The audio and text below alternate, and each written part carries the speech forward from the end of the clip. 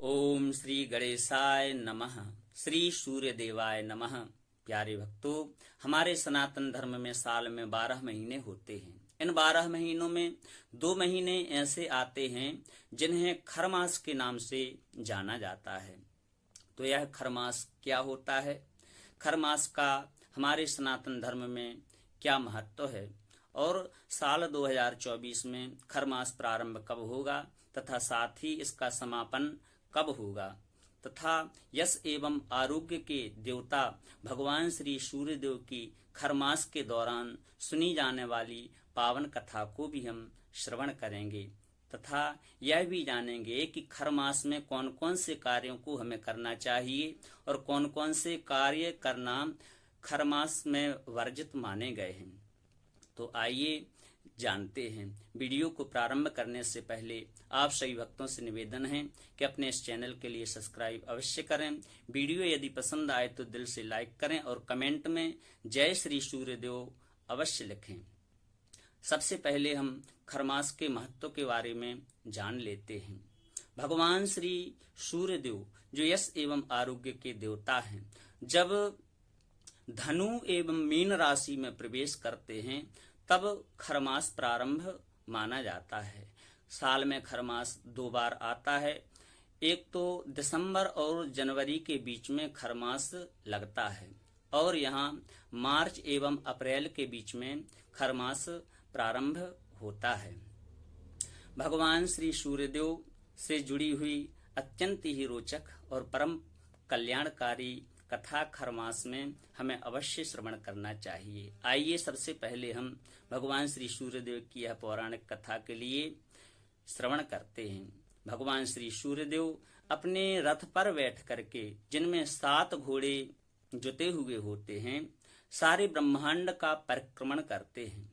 भगवान श्री सूर्यदेव के लिए यह इजाजत नहीं होती है कि वह कहीं रुक सकें।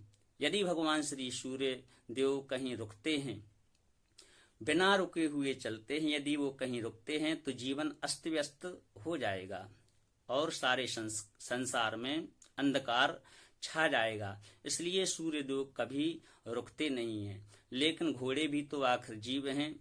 उनको जब थकान हो जाती है तो परम दयालु श्री सूर्यदेव को दया आ जाती है और अपने घोड़ों की थकान को देखते हुए श्री सूर्यदेव घोड़ों को लेकर के एक तालाब के पास में जाते हैं। तालाब का जल पीते हैं और जल पी करके उनकी थकान जब थोड़ी कम होती है, लेकिन सूर्यदेव को ध्यान आता है कि यदि हम रुक गए, हमारी गति रुक गई तो संसार से जीवन समाप्त होने लगेगा। तो भाग्यवश वहां पर श्री सूर्यदेव को 2 खर मिलते हैं। खर का मतलब होता है गधा। उन गधों को अपने रथ में लगाकर श्री सूर्यदेव इस भूमंडल की परिक्रमा करने लगते हैं। खर को अपने रथ में जोतने के कारण से इस महीने का नाम खरमास पड़ जाता है, क्योंकि घोड़े की गति से तो यह गधे दौड़ नहीं सकते। इसलिए धीरे धीरे चलने के कारण से यह मास खरमास के नाम से जाना जाता है। इस दौरान बृहस्पति देवगुरु बृहस्पति जो होते हैं, धनु एवं मीन राशि के स्वामी होते हैं। इस राशि में श्री सूर्यदेव प्रवेश करते हैं और श्री बृहस्पति ग्रह कमजोर हो जाता है। बृहस्पति को तेज करने के लिए, बृहस्पति की कृपा पाने के लिए हमें बृहस्पति जी के मंत्रों का जाप अवश्य करना चाहिए। जगत के पालनहार भगवान श्री नारायण की खरमास के दौरान हमें आराधना अवश्य करनी चाहिए। इस वर्ष 14 मार्च को खरमास प्रारंभ होगा। 14 मार्च को 2:34 पर भगवान श्री सूर्यदेव मीन राशि में प्रवेश करेंगे और 13 अप्रैल के दिन में शाम को 7:45 पर श्री सूर्यदेव मीन राशि से मेष राशि में प्रवेश करेंगे और खरमास समाप्त हो जाएगा। तो प्रारंभ होगा 14 मार्च को और समाप्त होगा 13 अप्रैल को।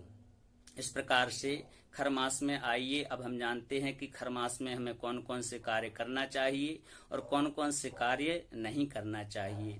खरमास के दौरान हमें प्याज एवं लहसुन का सेवन नहीं करना चाहिए। साथ ही हो सके तो गद्दों पर ना सोएं, जमीन में बिस्तर लगा करके सोना चाहिए। खरमास के दौरान हमें मुंडन संस्कार, विवाह संस्कार, उपनयन संस्कार आदि संस्कार नहीं करने चाहिए। खरमास के दौरान यदि कोई नई दुकान चलाता है तो वह दुकान ठीक से नहीं चलेगी। यदि कोई वाहन खरमास में खरीदता है तो वाहन से दुर्घटना होने की शंकाएं बढ़ जाती हैं। इसलिए खरमास में हमें नया वाहन भी नहीं खरीदना चाहिए। खरमास में हमें कोई भी शुभ कार्य जैसे कुआं खोदना, गृह प्रवेश करना, भूमि पूजन करना, इन तमाम कार्यों को करना वर्जित माना गया है। अब जानते हैं कि खरमास में हमें कौन कौन से कार्य करने चाहिए। इन बातों को भी हम जान लेते हैं।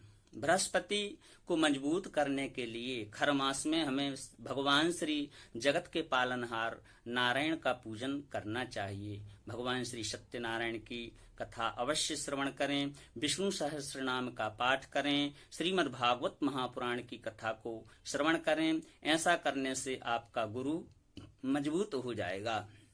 खरमास के दौरान हमारे लिए तीर्थ यात्रा भी करना चाहिए। तीर्थ यात्रा में जाकर के गंगा स्नान करें, यमुना स्नान करें, नर्मदा स्नान करें। हो सके तो अयोध्या के लिए जाएं, हो सके तो श्रीधाम वृंदावन की यात्रा करें, बांके बिहारी के दर्शन करें तो अक्षय फल की प्राप्ति होगी।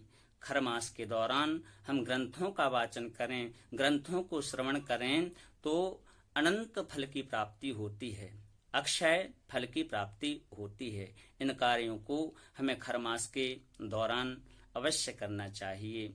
खरमास के दौरान हमें यश एवं आरोग्य के देवता भगवान श्री सूर्यदेव की आराधना भी अवश्य करना चाहिए। भगवान श्री सूर्यदेव के आदित्य हृदय स्तोत्र का जप करें, भास्कर स्तोत्र को श्रवण करें, सूर्यदेव महाराज को जल अवश्य समर्पित करें। ओम श्री सूर्याय नमः, ओम अरकाय नमः, ओम भास्कराय नमः। इस प्रकार से भगवान श्री सूर्यदेव के पावन मंत्रों का जाप भी अवश्य करना चाहिए, क्योंकि सूर्यदेव ही एकमात्र ऐसे देव हैं जो प्रत्यक्ष देव हैं और अपनी किरणों से इस भूमंडल को प्रकाशित करते हैं। और भगवान श्री सूर्यदेव की यदि भक्त के ऊपर कृपा हो जाती है तो तेज बल ऐश्वर्य की प्राप्ति होती है, जीवन से दुख और दरिद्रता का नाश हो जाता है। इस प्रकार से इन समस्त बातों को हमें मानना चाहिए और खरमास में केवल अच्छे कर्म करें, सत्कर्म करें। वीडियो यदि अच्छा लगा हो तो चैनल को सब्सक्राइब अवश्य करें। जय श्री राधे, जय श्री कृष्ण।